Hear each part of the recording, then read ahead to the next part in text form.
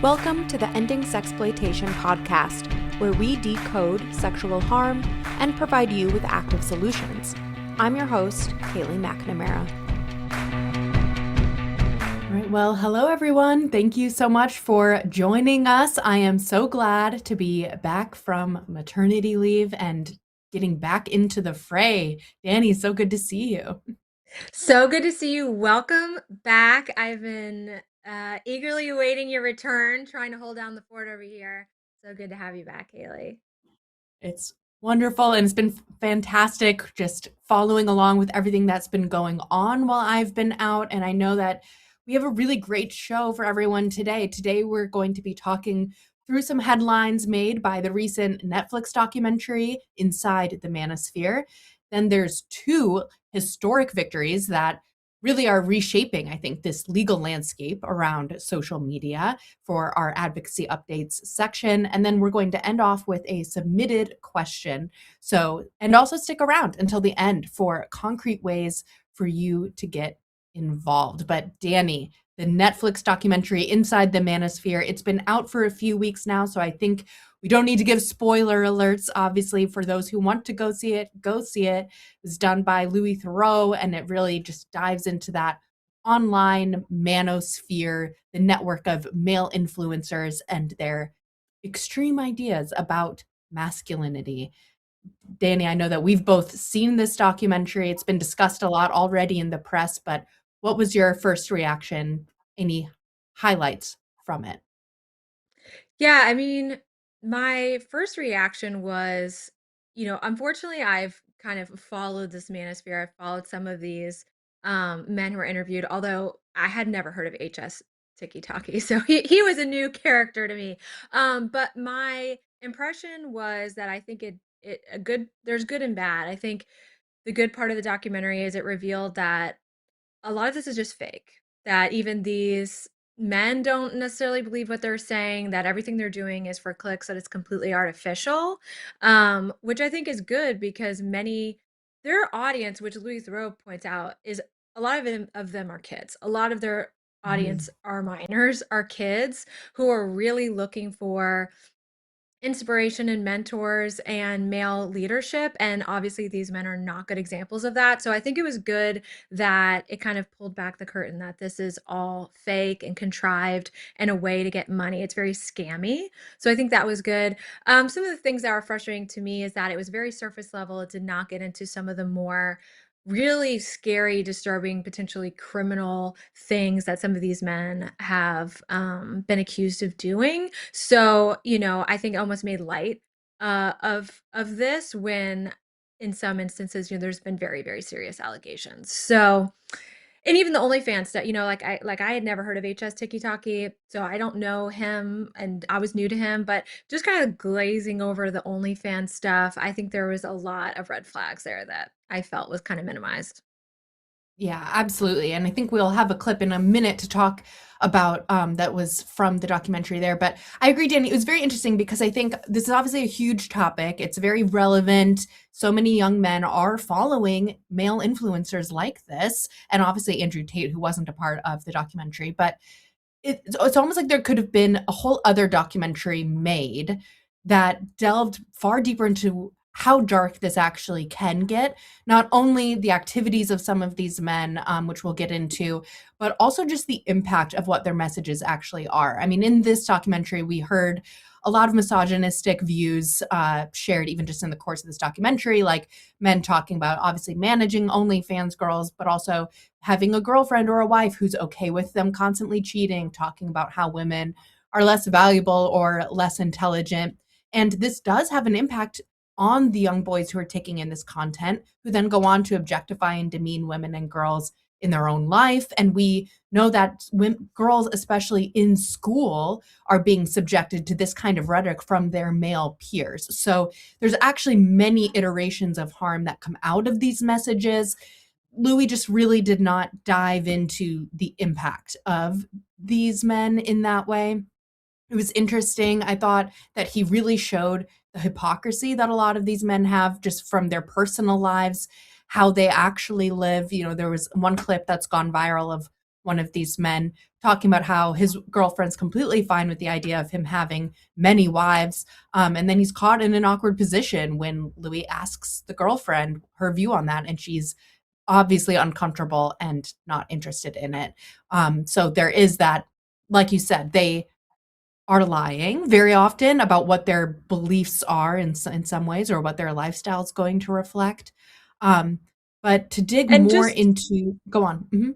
Yeah, and just because I know we got a clip queued up, but before we move to that too, I like it. Young men are looking for mentors, and they are feeling lost, and there is this culture of the male loneliness epidemic, which I think from our perspective, the actual causes of that are rarely talked about, like pornography, for example, and how Mhm. that plays into it. But it's true that young men need leaders. Like that is true that there are a generation of lost young men who need help. That's true. And what I like just want to say is it's very frustrating that these bad actors, like those featured in the Manosphere, are able to deflect and act like any criticism of them reveals that no one cares about young men, and that Mhm. we're just upset, or a culture or society is just upset that someone's talking to young men. And I just want to say clearly, from our perspective, that's not true. These young men do need help. They should be talked to. They should have their own spaces and their own leaders and their own conversations. It's just that these messages are wrong. And that's also what's not addressed in this documentary, is that these men are scamming those vulnerable men. The Right. vulnerable lost men of this society, of our society and culture, are being scammed by these men. They're not being helped, they're being scammed. So it's like, are they working out more? That may be the only positive thing I'm seeing from this, because even financially, they're often funneled to financial scams. And they're definitely told lies that are harmful about relationships with women. So, yeah, that's one of the most nefarious things about this, is not only are these manosphere influencers hurting women and culture at large with their rhetoric, they're hurting the very audience they purport to serve. Absolutely. And I thought one of the most touching pieces of the documentary was the fan who they ended up meeting, who talked about being homeless and turning to these male influencers as sources of inspiration to kind of like pick himself up by his bootstraps and take life by the horns and take responsibility for his life.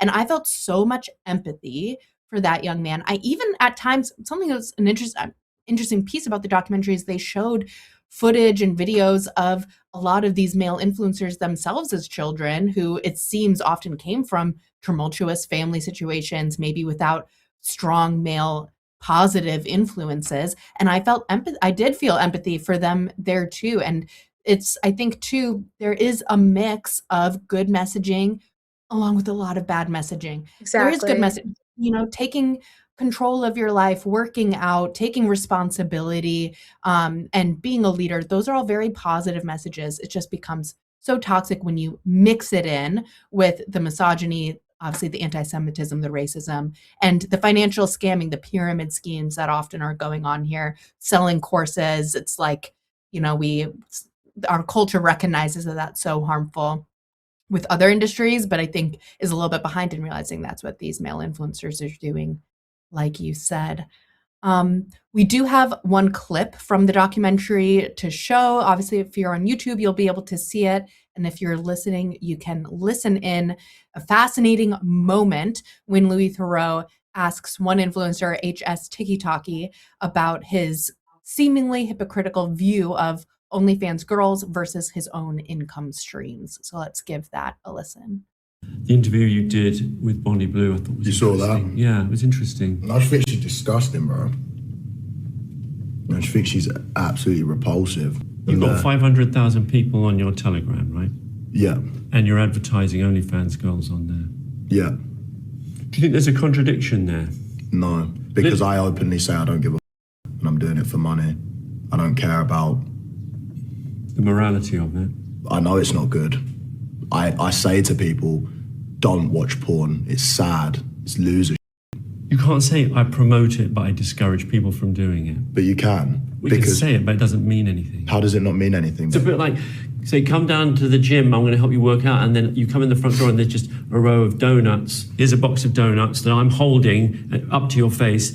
if you eat that, you're a loser, but I'm going to go and work out now. It's like, well, I'm getting a very mixed message.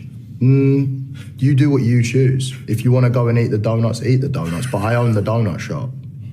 So whether you come in the gym and pay for my PT or eat the donuts, I make dough either way. You can eat the donut, but I own the donut shop. So, Dani, what was your reaction to that? Yeah, I mean, obviously the hypocrisy is so plain. And just it kind of leads into what I think is one of the most disturbing aspects of this is how they're hurting their own audience. So he says that Bonnie Blue is disgusting, but then he's literally feeding, hundreds of Bonnie Blues to his audience. He's making money off that. I mean, I'm interested in your reaction, but another thing that really stood out to me, and like Louis doesn't address it, is I don't know if it was after this or before. I think it might have been before this. HS shows Louis a video of someone giving him oral sex in a bathroom. So he Yeah. actually shows himself being depicted in a pornographic video, and I assume he uploaded that to live stream and made money off it. So he quite literally is Bonnie Blue. Like he even is promoting pornography of himself, but then not recognizing the things that he sees that he can recognize as wrong or problematic or harmful about Bonnie Blue. He's just not recognizing them in himself. Like the lack of self-awareness and accountability is astounding. Yeah, absolutely. And something that stood out to me from that moment too is, he shows Louis Theroux this video of a woman in a sexual position, and Louis kind of asks, was she aware that she was being videotaped? She was okay with this, right? And HS is saying yes, she was completely fine with it. But that also, I think, just shows this inherent question. We don't know if that woman actually was, and that also feeds into why things like OnlyFans are inherently built to facilitate non-consensual materials, because everyone kind of has that same reaction, an awkward chuckle, and well, we assume everyone is consenting and fine with it. Who knows what happened in that bathroom? And certainly I would be shocked if the woman signed something, Right. giving them the permission to share that video, whether it was online or even just, with other people Or was in real she life. So, drunk? Because if she yeah. was drinking, then she can't give consent for that.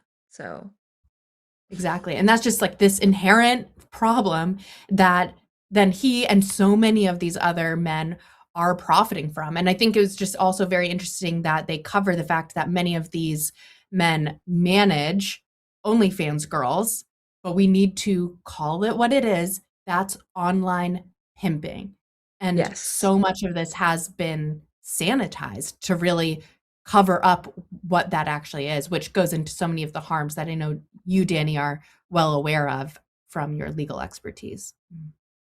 Yeah, and I mean, it's also just so it's a cultural moment because we kind of are entering, I hate using like dystopian, but because it gets overused and everyone likes to say the sky is falling, but we are seeing, 30 years later of the internet, the dystopian results of, anything goes internet and where, and a lack of regulation or enforcement of the laws against the porn industry. So the combination of those two things exploding has resulted in just sort of a callous, societal attitudes of like callous exploitation. So I mean, but at the same time, it's so harmful. So like to your point of like, well, we don't know if the young woman actually agreed to be filmed, engaging in a sex act with HS Tiki Taki.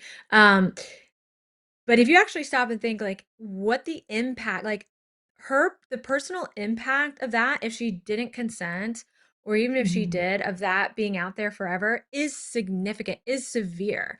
We hear Yeah. from this from survivors all the time, or even people who agreed at the time and regret it, how it destroys their life, how it follows them forever. So it's not a meaningless, silly thing. This isn't like a silly Mhm. mistake. This isn't like a stupid selfie. There is something inherently different about sexual exploitation, and it is uniquely harmful and degrading to the human soul, to the human person, and ultimately to society. And so even HS Tiki Taki knows that. I would never speak about Bonnie Blue the way that he does, but when he's saying those nasty things about her, he's recognizing there's something inherently very wrong with what she's doing, even to herself, and that is just a universal wrong. And that's the thing. But he is literally in the industry of making money off the exploitation of human bodies, even himself. It's just, and that's what I mean. So dystopian. It's like at this point, like you have this, he's so young. That's the other thing that really alarmed me. He's like 23. You have a 23-year-old man just churning through people and exploiting them as much as humanly possible for consumption of millions. So it's just a cycle of, exploiting his own people's bodies for this mass consumption from young people and this never-ending cycle and then we're surprised when people have no empathy and are treating each other extremely badly,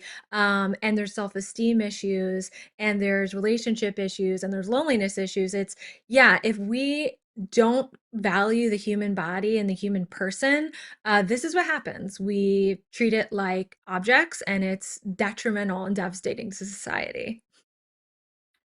So true, Dani. I think that's like a perfect encapsulation of my thoughts on this documentary. And I know there's so much more that we could dig into there, but for time's sake, I think we do need to move on to our advocacy update, which is historic and incredible news. Positive. I know, the good very news. positive. The world is changing in a real and fast, exciting way. We just got this week 2 major jury verdicts hitting big tech back to back.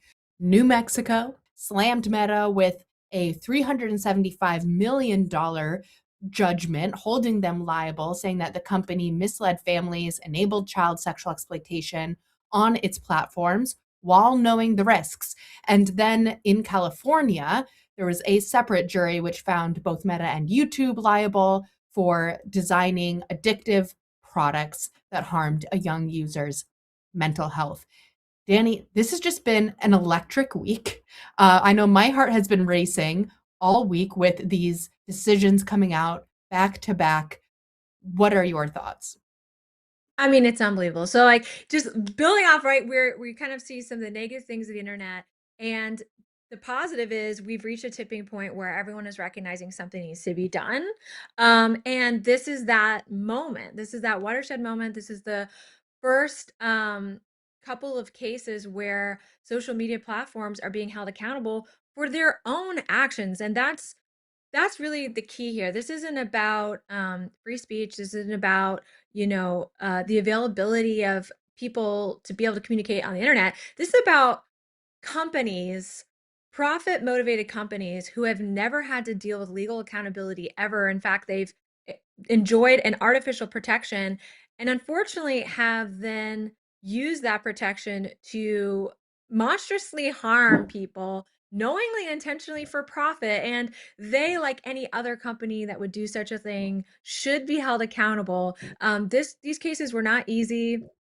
This is not an easy standard. This won't be easy to just sue them for anything and everything.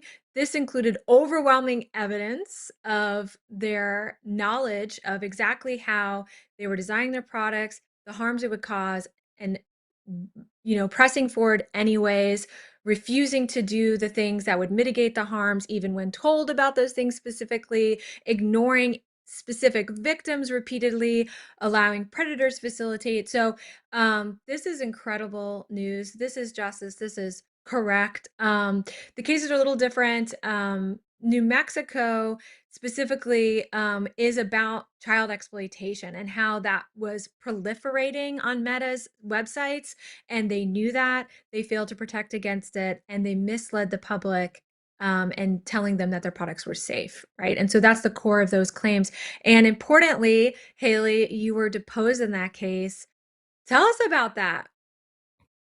Yeah, I was. It was my first time being deposed in a case like this. And really it was a culmination of so much of the work that NCOSE has done over the years. I just shared evidence showing how Meta was repeatedly warned about the dangers that children faced on its platform, including sexual exploitation, harassment, grooming, but they failed to act. I mean, in some cases, certain design features that we brought to them as far back as 2019 took 4 or 5 years before they did anything to mitigate the very urgent problems. And so I really explained how these dangerous design features were left in place, and parents were also misled to believe that the main risks were things like bullying rather than grooming and sextortion and sex trafficking. And we've had a long history with Meta of putting them on the dirty dozen list, calling on them to make improvements. At times, we have met with them. I have met with them face to face to try to collaborate, bring survivor voices, bring international advocates to share about these things. And time again, they slow rolled us. And I think that we do have a short clip of my deposition here that we can give as some context. We could show that. Is not in doubt. You know the harms you're inflicting, and you know what it would take to stop them. NCOSE has provided your team written and verbal proof, shared our research and experiences, pressure-tested policies and products to identify gaps, loopholes, and inconsistencies, elevated caregivers and children's concerns, offered to connect Instagram with young survivors and law enforcement. You worked with your team in good faith that true change would come. That faith is gone. Does that paragraph that you've just read reflect NCOSE's experience with Instagram? Absolutely. So that was a portion of my testimony. 2 examples I can give of specific problems that NCOSE brought to Meta's attention were in 2019, we brought to Instagram's attention that the direct message feature was being used for predators to contact, groom, and exploit children online. We asked them in 2019 to make those direct messages at least private by default for children, to not let strangers contact kids on Instagram. And they didn't take meaningful action on that until 2024. That's years more when children were being exposed to predators, and Instagram knew that it was happening. And another case, we were bringing forward screenshot after screenshot of adult men sexually harassing and attempting to groom children in the comment sections of their videos. And I shared about how Instagram employees were actually shocked because they thought that their algorithms were going to prevent that kind of sexual harassment and engagement from adults on minors' accounts, but it clearly wasn't. And so they took those back and said that they would discuss it internally, but those problems still persist today. So it's time after time, case after case. There's obviously so many other examples. I believe that the Attorney General's office even set up a fake account of a 12-year-old and immediately was contacted by predators trying to groom that fake account. So these problems just are ongoing. And so I'm so grateful that the jury recognized these were not accidents or inevitabilities that were going to play out online, but there were actual design choices that Instagram made to prioritize engagement over the safety of its users. Yeah, exactly. I think the fake account the Mexico AG set up was 13 years old, but yeah, it was inundated with solicitations and sexualized content. Yeah, just unbelievable. What a difficult case. This was 6 weeks of trial. Wow. So this was a lot of evidence. And the point you raised is the significant point. This isn't about going around and monitoring everything, and now they'll have, the internet's going to shut down, or Meta's going to shut down, or it's going to be really dumbed down. This is about when they've been told repeatedly of specific things and they refuse to do anything about it. Another piece of evidence that came out was their 17 strike policy for human trafficking. Like, please explain that. How is that acceptable? That an account could get 17 tries of Of being reported. being reported and flagged for human trafficking activity before any action will be taken. That's the kind of corporate responsibility we can expect when there's no accountability, right? Like that's how accountable they'll hold themselves, which is to say, not at all. Absolutely. And even another piece that came out was that internal documents from Meta showed that they knew that 100,000 children were being exploited daily across their platforms. That's an emergency. That is not the kind of finding that you uncover about your own company and then bury in internal documents and fail to appropriately address.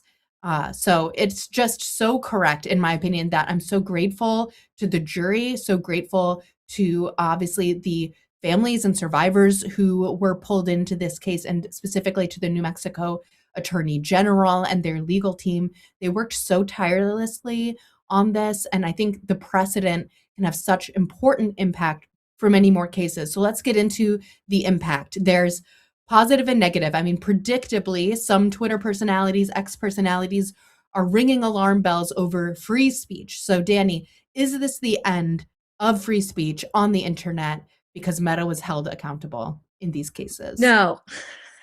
There we No. go. No, I shouldn't laugh because I know people are legitimately concerned, but no, this is not the end of free speech. This isn't about the availability of a platform for people to speak on. This is about design features internal to the platform that were used to increase engagement and profit that they knew would harm kids in specific ways. So let's even just take the direct message example that you raised, right? Like we asked Instagram to change their policy so that strange unconnected adults couldn't message minor accounts.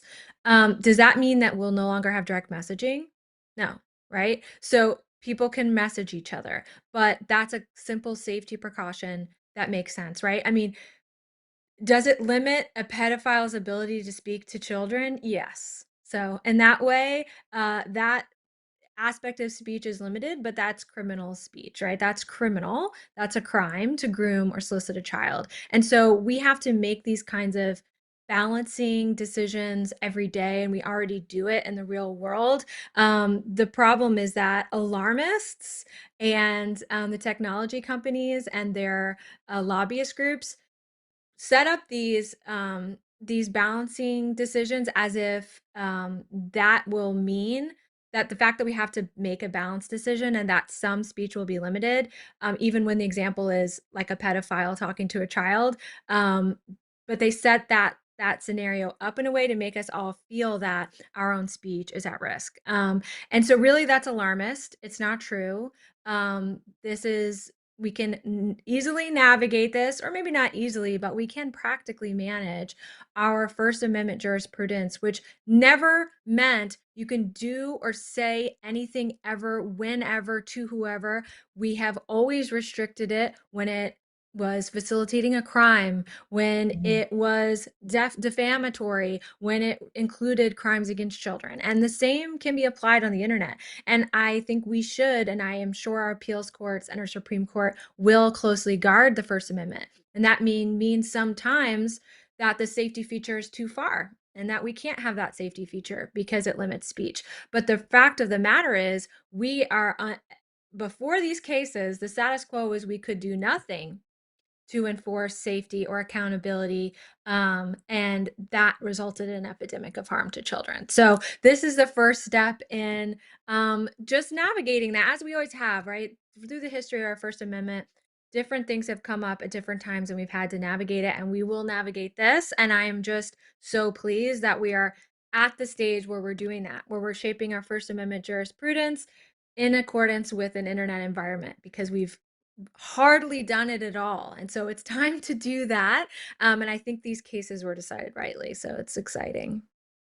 Yes, and obviously free speech is so important, but at the same time, these are private companies that are making decisions about what they want to For allow profit. on their platform, and it is a product, right, at the end of the day as well. So if you're creating a product that you know is going to result in harm, such as, ignoring internal research and external warning bells about how something is resulting in harm already.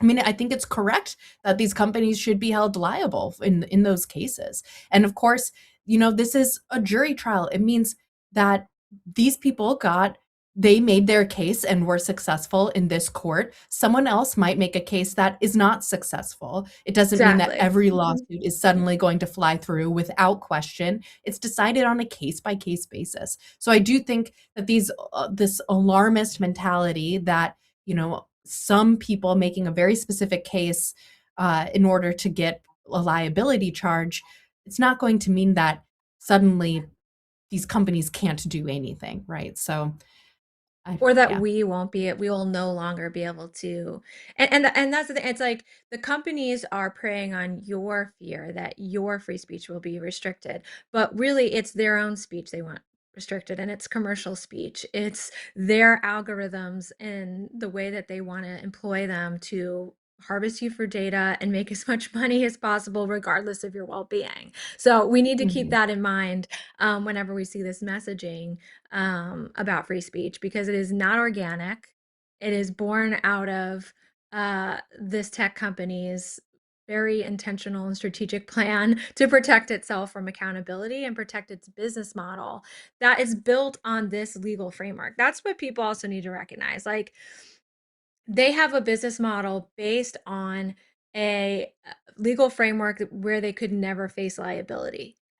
So that meant unbelievable profits, as we see, right? They're the biggest, most profitable, wealthiest companies to ever exist on the planet, because no other industry has been able to operate completely without regulation or liability. This is what happens: unimaginable growth and money and wealth with huge human fallout, right? And so they are trying to protect that business model. The truth is that business model is going to have to change. This is their wake up call. It's a new day. You're going to have a new business model.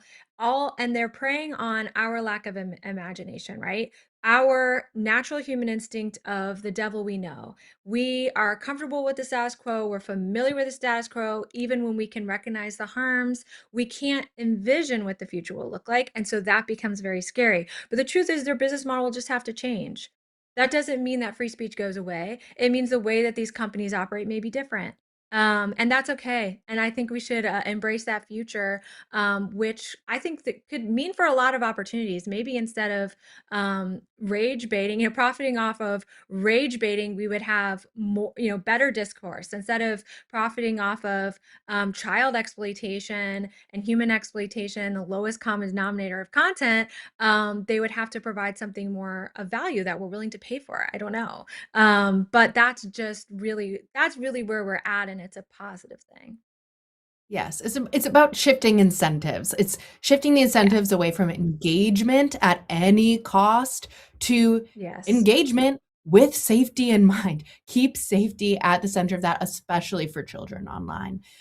So there's another very positive side of the potential fallout from these cases, which is I think we are approaching a turning point in the legal landscape of how we treat these social media companies. I mean, it's virtually unheard of for a case like this to even reach trial, let alone result in a verdict that holds tech companies liable. So I think that just the significance of that alone is very difficult to overstate. Obviously, I think this will shepherd in some additional lawsuits. I know, Dani, that there's already civil litigation that you and NCOSE have been engaging in against pornography companies and others that I hope would stand to benefit from some of this precedent.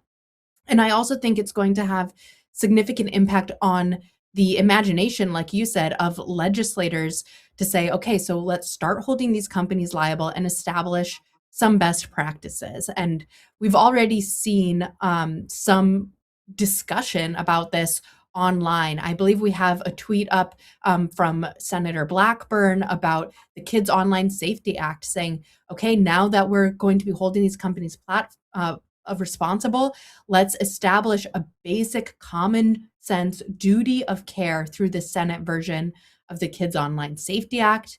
And I believe we have also a tweet from Senator, I believe, was it Durbin, speaking about this shows that it's time to sunset Section 230 of the Communications Decency Act, which has for too long given this blanket immunity. Let's listen to the will of the people, that there are cases where these companies should be held liable.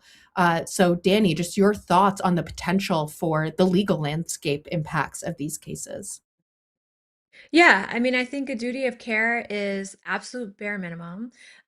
Yet we see overwhelming opposition to it from the tech industry. And we see their fingerprints on a House version of COSA, which doesn't even do that. So a duty of care isn't even a cause of action. It's literally just encapsulating that they do have a responsibility, which I would say already exists in common law, right? And that's what we saw with this result in California, is that, just based on products liability that already exists, they had a duty to not be not negligently harm people, to keep people sit, if they know of a problem, they know for certainty, or to a certain, certainty, that a certain product's going to hurt certain customers a certain way, and they fail to account for that, they should be accountable. And so that is all the duty of care says at a federal level, is that yes, you do have a duty to keep kids reasonably safe on their platform. So I think that's the least we can do. And if we can't even do that, then we should do nothing till we can. And I'm just saying that because the House version, which doesn't even do that, it's better not to pass it, because to spend the legislative energy and resources, like getting a bill passed, is extremely difficult. It's a huge lift, and it gives the impression that something has been done. And so let's not expend all that energy and pass a bill that doesn't do anything. So we support the Senate COSA. We would love to see that pass into law. And I think and then there's 230, right? Like, and then there's more we can do, which is 230 reform, which I think is absolutely necessary.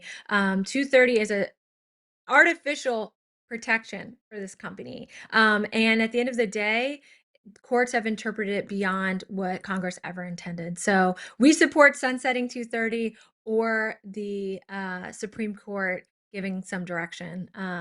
Because as we mentioned, we have a petition to the Supreme Court to review our case against Twitter, of course X, but it was Twitter at the time, and apply 230 to our case, because we believe it should not have immunized that platform in the first place. Absolutely. All right. Let's move on to our last segment, which is a question. We are starting to take some questions now on some of our episodes. So if you're listening, feel free to send in your questions by email to public@ncose.com, or you can direct message us on Instagram. The link to that will be in the show notes. You can ask questions about sexual exploitation issues or how they relate to culture, relationships, legislation, etc. So we would love to hear more from you. We do have one question today submitted by a friend of the podcast, which asks, how much of the problem of online sexual exploitation is driven by platform design and algorithms versus culture? What actually needs to change first to better protect kids? Dani, any first thoughts from you on that? You go Good first, question. Haley. I feel like I've been talking a lot. Yes, great question. No, it's a good question. It's really, in so many ways, it's chicken or the egg. It's kind of the question, and ultimately it's both, right? I think culture does matter. It's a very interesting question to get when we're talking about the impact of the manosphere, these influencers, but then also really the impact of these online platforms like Meta and YouTube and others that are facilitating these things. So it is chicken or the egg. I would argue that form does significantly impact function in many of these cases. Like one example where algorithms and what these companies do promote does have such a huge impact is online pimping and sex trafficking is a good example. So pimps and sex traffickers, they used to be really largely connected with organized crime. The average person didn't have access to the formula of how to efficiently groom or sell a person for sex.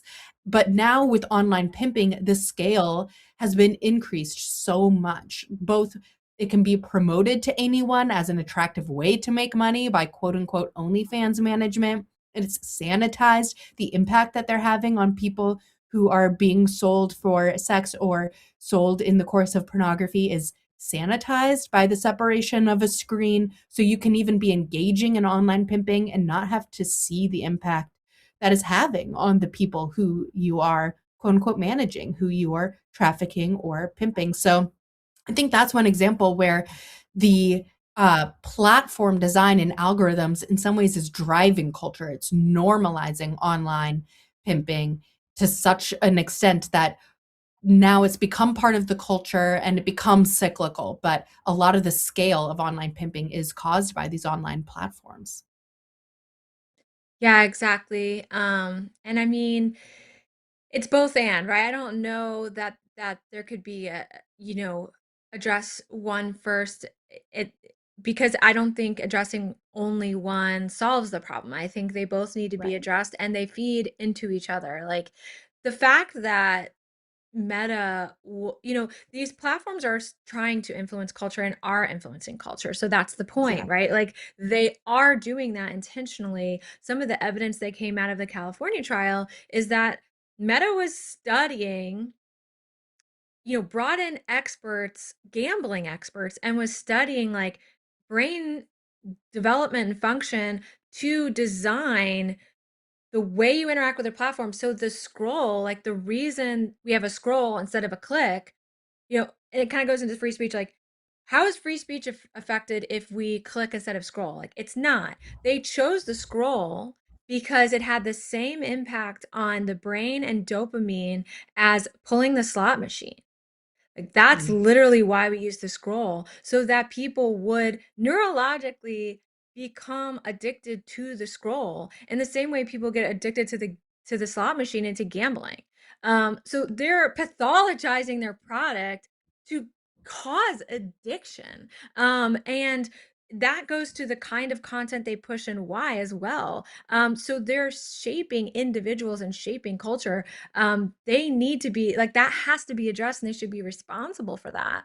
And then at the same time, it's all of our responsibility to push back against those influences and create the culture we want to live in. And so, yeah, I think we have to do both. But I definitely think it has been the tech companies' defense for too long that this is everyone else's problem but theirs, when they're going to lengths and almost Machiavellian tactics to intentionally harm us for profit. They should be held accountable for that.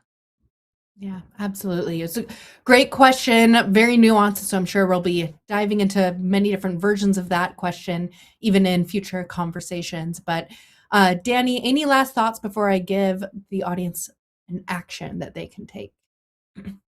Just, I hope you can all feel our excitement and celebrate with us. As heavy as some of these topics are, and we're identifying problems where we see them, but we are watching change happen. Change is possible no matter how difficult or bleak things seem.